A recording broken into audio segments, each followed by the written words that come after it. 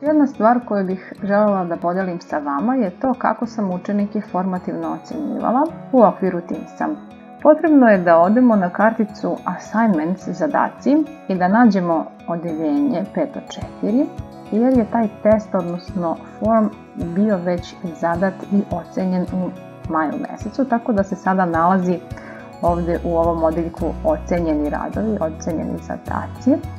Imali smo dve grupe i učenici su dobili instrukciju da pažljivo pročitaju pitanja i imali su mogućnost da klikom otvore test koji je bio vremenski ograničen. Nakon što nastavnik oceni učeničke radove, dalju statistiku još može da vidi kada klikne na opciju Otvori u Formsu.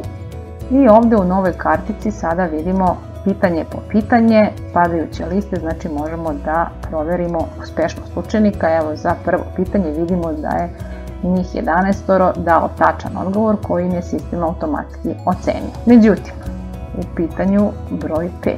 Neki od učenika nisu pažljivo pročitali instrukciju da treba da iza svakog odgovora stave zarez i razmak.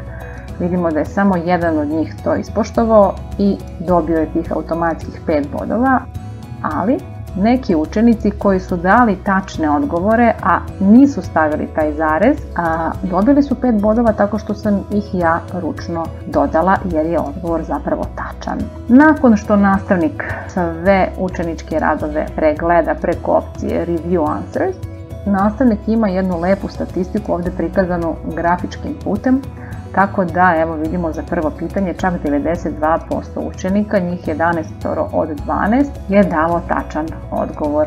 Na drugo pitanje čak 100% svi učenici su dali tačan odgovor, što meni kao nastavniku kaže da je ta oblast dovoljno dobro uvežbana, ali za neko drugo pitanje, na primjer, nastavnik može da kaže aha, dobro, ovde 17% njih nije znalo tačan odgovor, tu oblast, na primjer, moram da ponovo obradim ili da obratim malo veću pažnju na to.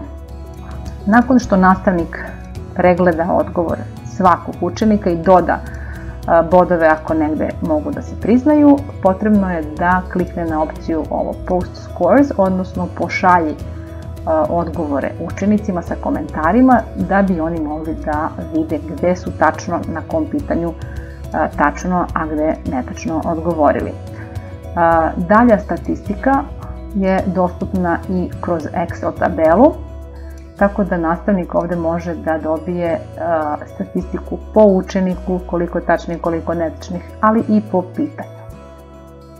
Nadam se da vam je ovo bilo korisno.